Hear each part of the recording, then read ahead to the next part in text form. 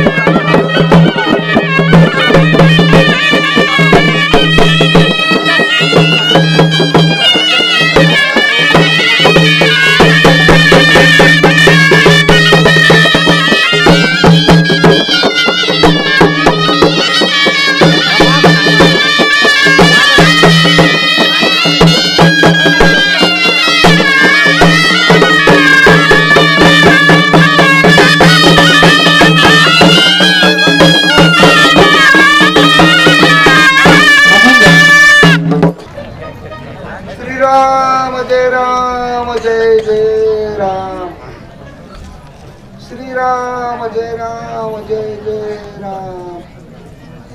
श्रीराम जय राम जय जय राम.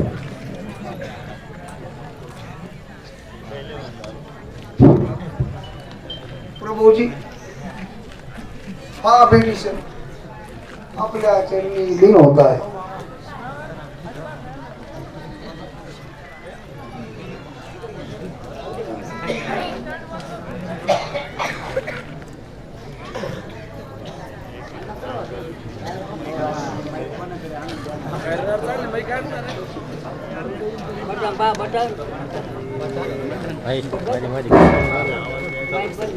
या ठिकाणी आपण रावण कचेरी सादर करणार आहोत.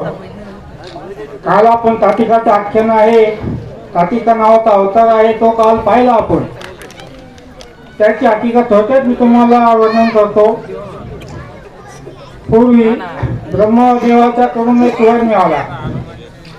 सुवर्ण कृष्ण नावाचा कृष्ण होता, गंधर्व होता. त्यानं प्रयत्न केला, त्याला संतती नव्हती. त्यानं ब्रह्मदेवाकडून वर मागून घेतला, मला संतती नाही. म्हणून ब्रह्मदेवाने त्याला वर दिला, तुला संतती होईल. म्हणून त्या ठिकाणी त्याला संतती झाली. संतती झाल्यानंतर त्यानंतर ठिकाणी तातिका नावाची तिला संतती झाली, मुलगी झाली. ती तातिकानं काही वर्ष खूप तप केलं आणि सुंद आणि उपसुंद नावाचे दोन राक्षस होते. त्यांच्या सुंदाबरोबर त्या तातिकेचा विवाह केला. त्यांच्यापासून तिला माळीक आणि सुबाहू नावाचे दोन मुलं झाले, संतती झाली. त्या ठिकाणी ते सुबाहू आणि माळीच ब्रह्मदेवानं कुंडावती नावाची एक सुंदर स्त्री उत्पन्न केली आणि ते दोघंही तिच्यावर मोहित झाले. मोहित झाल्यानंतर ते दोघंही त्या स्त्रीसाठी ते म्हणाले, तू माझी पत्नी हो. खूप सुंदर म्हणतो, तू माझी पत्नी हो. असं दोघांमध्ये युद्ध चालू झालं. ते युद्धामध्ये प्रवृत्त झाले युद्धामध्ये प्रवृत्त झाल्यानंतर त्यांनी सांगितलं, समजावून सांगितलं आणि त्या स्त्रीच्या साथीने युद्धाला तयार झाले.